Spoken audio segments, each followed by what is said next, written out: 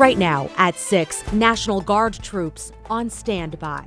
They serve two purposes, one to defend America and two to protect Oregonians. What the mission would look like if an appeals court gives the green light. Then, a former doctor accused of sexually abusing patients faces a judge for the first time. Plus, from overgrown to up to code. Oh, it's a good feeling to know that you're helping somebody that really can't help themselves. How these self-proclaimed old guys with a purpose are helping neighbors reclaim their homes. And later. This is a joy. It is stability that I really have never had. The program helping homeless elders find stability, dignity, and a place to call home.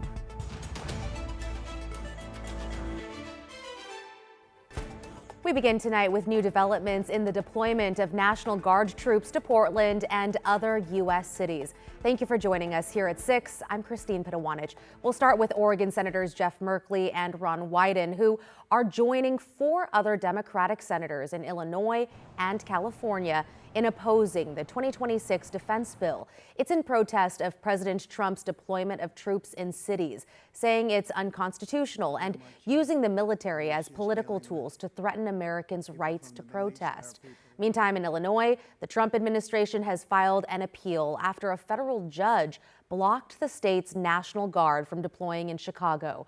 Just like in Oregon, troops already on the ground remain in place, but deployment is on hold until the legal challenge moves through higher courts.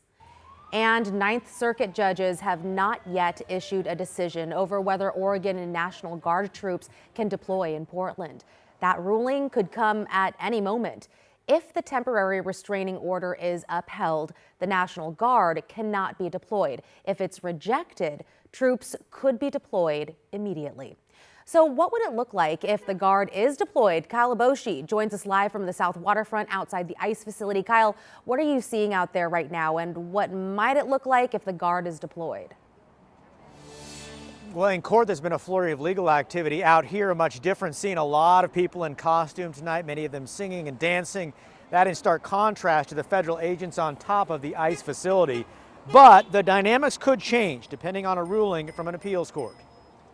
The federalized National Guard is standing by, waiting for a decision from the Ninth Circuit whether to allow their deployment. 200 members of Oregon's National Guard are staged at Camp Rylea in Warrenton, according to the governor.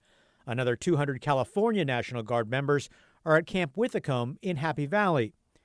The National Guard is part of the military, normally reserved for disaster relief, such as wildfires or flooding.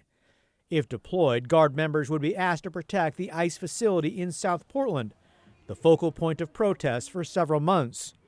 Lieutenant Colonel Charles Patzner explained last week that these troops are trained and equipped to handle civil disobedience. You know, shields, batons, those type of civil unrest type tooling. Yeah. Can they make arrests?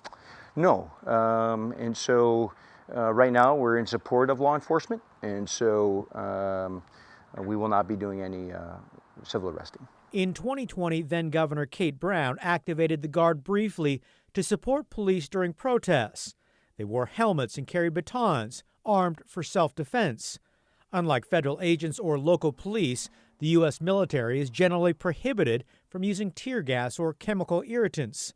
Brigadier General Alan Gronwald, head of the Oregon National Guard, testified before state lawmakers on September 30th. Oregon National Guard, men and women, they serve two purposes, one to defend America and two to protect Oregonians.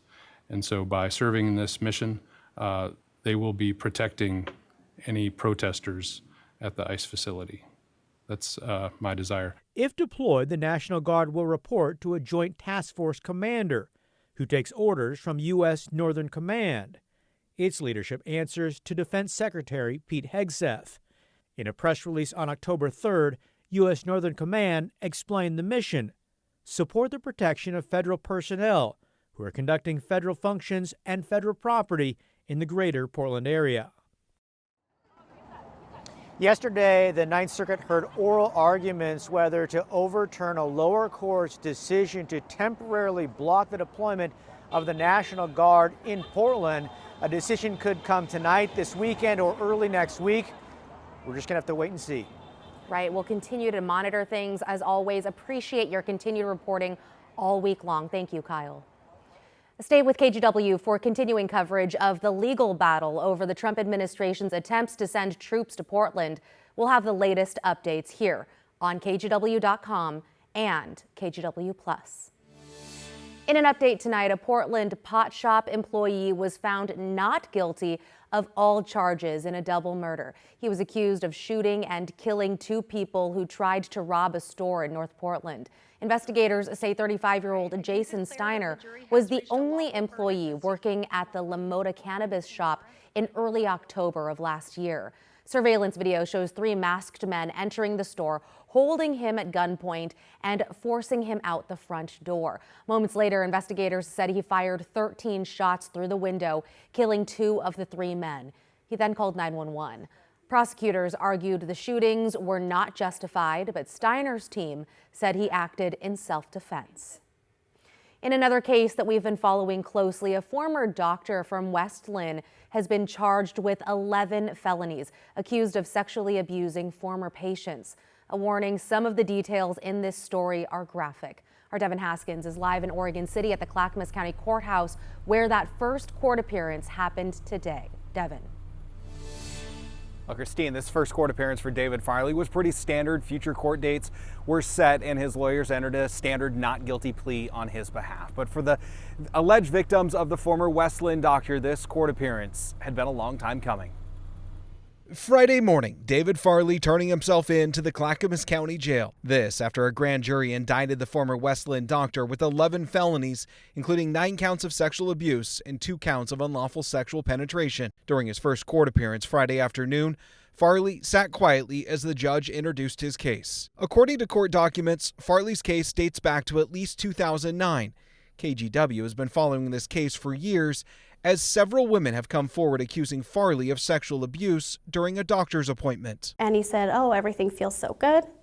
And then he took his hand out and fondled my genitals and tried to get me to have some kind of a corrective procedure on my labia. He stuck his hand down my shirt and started to fondle and squeeze my breast. And I just remember thinking, this is really weird. In 2020, the Oregon Medical Board revoked Farley's state medical license. He retired that same year and moved out of state. 2 years later, his case was put before a Clackamas County grand jury who decided not to indict him. Patients suspect the grand jury didn't see all the evidence and blamed West Lynn Police Department's handling of the case. And during an independent review commissioned by the department, the report found several errors. Later in 2024, the Clackamas County District Attorney urged the Oregon Attorney General to review the case. Attorney General Dan Rayfield, in a statement following Friday's arraignment, said, quote, "We owe it to survivors to follow the facts wherever they lead and ensure that no one is above the law." The judge set Farley's bail at $500,000. In addition to this criminal case, more than 170 women have filed a civil lawsuit against Farley and several hospital groups. They're seeking around $1 billion in damages. Back to you. Devin Haskins reporting live from Oregon City. Thank you, Devin. In your headlines, the Lynn County Sheriff's Office is searching for a teen who went missing in the North Santiam River near Mill City. Deputies say 18-year-old Karandeep Singh went into the river Tuesday after a night of drinking, despite not knowing how to swim. Friends tried to reach him but couldn't. The next day, they got in touch with the Sheriff's Office. Search teams, including water rescue divers and drones, are combing the river, but they haven't found anything. Legal help so that you can speak. The Multnomah County District Attorney's Office is reaching out to more than 1,000 people who may have been trafficked on the websites Backpage.com or CityX Guide. Victims could get money to help them recover. The sites generated hundreds of millions of dollars from ads involving sexual exploitation. The federal government shut them down in 2018, and all the money seized went into programs supporting survivors. We spoke with one program working to connect people with those resources. When I came out, there wasn't any sort of help. We have so much to offer. We have so many services. We support victims, survivors. If they want to be in it, they don't want to be in it. That's what where my heart is. But for the people who buy and sell, I don't think that I'm glad that their money is going back into the hands of those that they did that to, they harmed. The DA's office is sending letters directly to local victims and has created a webpage with forms, resources, and links to pro bono attorneys who can help them navigate the program. Applications must be submitted by February. And fire season soon will officially be over. It'll end Sunday in the Oregon Department of Forestry's North Cascade District. The district covers Multnomah, Clackamas, Marion, and Lynn counties. This means people can now burn yard debris and burn barrels without a permit. But officials say people should still be extremely cautious and check with the local ODF office before lighting a fire. Celine?